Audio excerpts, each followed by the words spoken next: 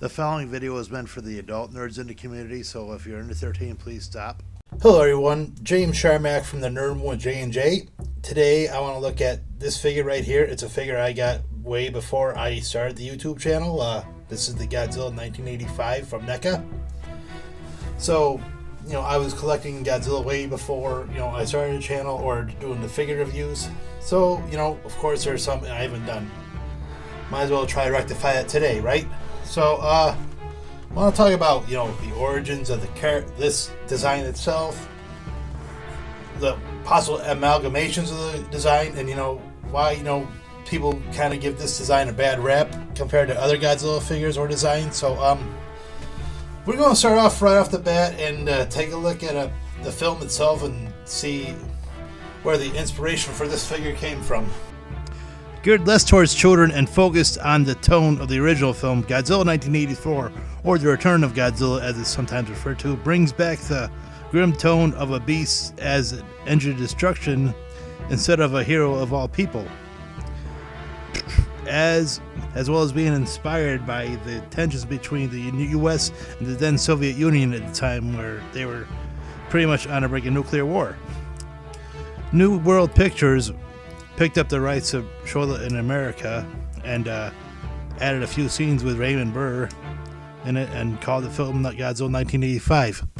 It took away a lot of the superpower storyline and focused more on Godzilla attacking Tokyo, but what can you do, right?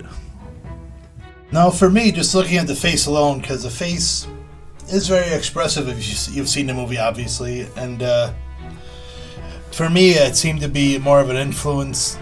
The whole design is more influenced by amalgamation between the 68 more, man in suit Godzilla, where it looks apparent that he's more of a man in a suit than Godzilla, and say the earlier Godzilla, where I'm using the Godzilla vs. Mothra here.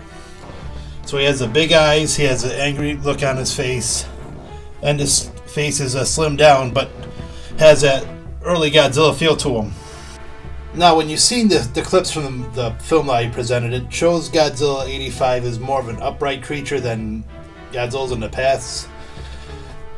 He reminds me of the quote-unquote children's era of Godzilla, where, he is the 68 on afterwards, where he's more standing up and just being a man in a suit, whereas before 68, going to say, obviously, the Mothra vs. Godzilla figure, he's more hunched over, more menacing, more not upright.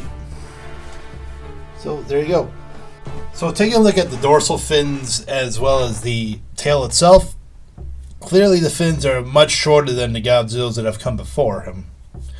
Why that is, who knows? I mean, I'm sure there's some we had to figure we could save some bucks on a suit design by making them shorter, or we figured it'd be more fearsome with the fins being as short as they are, but it is what it is. Most fans don't like how short the fins are. Obviously, since they changed the design for Godzilla vs. Biollante, which I'm waiting for that figure, that's going to be awesome. So, there you go. Now, body-wise, he's basically, like I said, an amalgamation between both the 68 and as I'm using the Mothra edition, where they wanted him to look thin, but not so thin like in the 68 where you can just tell he's in a suit and it's just hanging off the bones. But, they had to make him more muscular, I guess you could say, so the skin doesn't look like it's going everywhere, or it's like a loose shirt he's wearing. So clearly, he's fit and trim and ready to take on Tokyo, I guess. So now we have the compare contrast with, possible influence all the way. Let's talk about the figure itself. So, it's pretty much, for me, it's a spot-on representation of the figure. I mean, it may not be a Monsters Arts, but, NECA is pretty cool with, trying to make them exact. Let me see if I can get some light in there. But the lights, the eyes itself, have that dumb, angry look that he has in the movie. Like a duh. I mean, that's always what I say when I've seen the close-ups of him. He goes, duh. Just looks like he's staring out in outer space. I mean, they worked so hard to build articulation around the eyes, or at least animatronics around the eyes. and the mouth and whatever. They could have at least had some eye movement, right? But still very cool looking. Looks like the movie. As always, I love the feel of the figures, dorsal fins, the scales on the Godzilla, and the tail itself. Nice. It's not the best, but it is Godzilla 85. So let's talk about articulation, shall we? So, of course, with usual, the head goes around, goes up, jaw can open so you can get that, the open mouth part you've seen in like the commercials and the trailer and whatever. He has the neck articulation, which I love about these two giant. So there you go. His arm goes up that far, can go all the way around. Has that one joint in the elbow and wrist back and forth and forward and back. It has rotation at the waist. Can go back that far, can go forward that far, not too much, but whatever. His legs go apart that far, go in that far. I'm trying to get my hand out of the way. Legs go apart that far. I mean, these joints at the knee are always a little rough, but they do go back and forth. And ankle opposability, back and forth.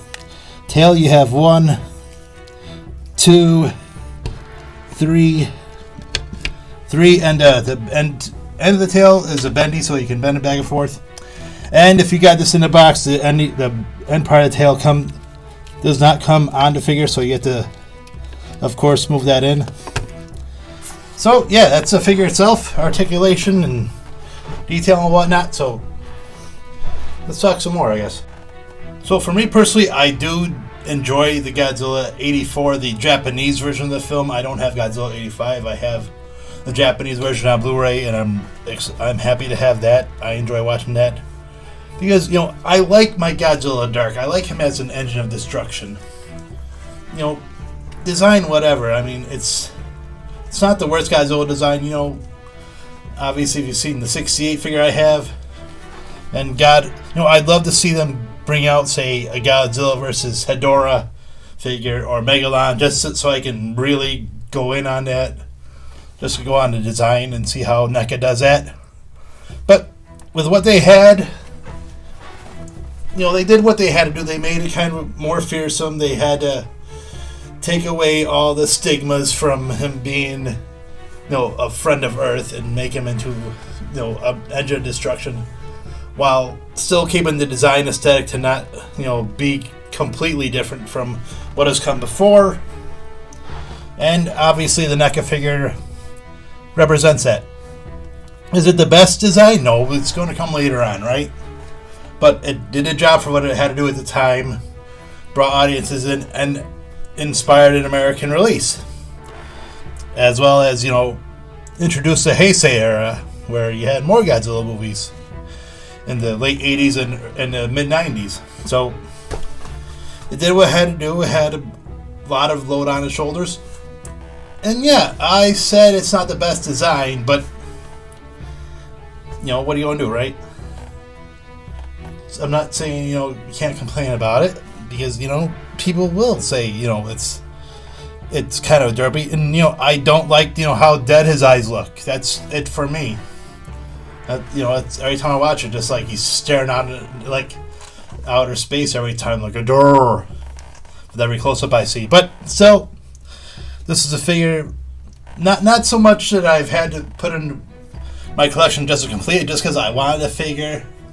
Just because, I do dig how NECA does things, and, I do have a soft spot for it, because, it was a film that I wanted to see in '85 in the theater. Didn't go see it, but saw it on cable, and, saw that, I love how, it's the engine of destruction. He's destroying Tokyo. He's not trying to save Tokyo. He's a villain. And he's an allegory. So, there you go. I want to thank you guys for watching.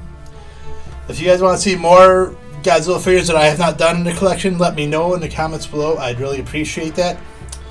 So, for now, this is James Sharmack. I want to tell you guys thank you so much for watching.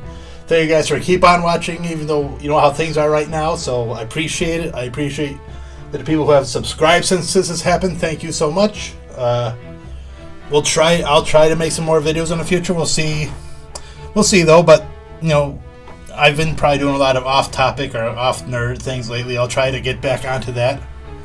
We'll see, though. Anyways, thank you so much. And, of course, keep on collecting and be safe when you're doing your happy hunting.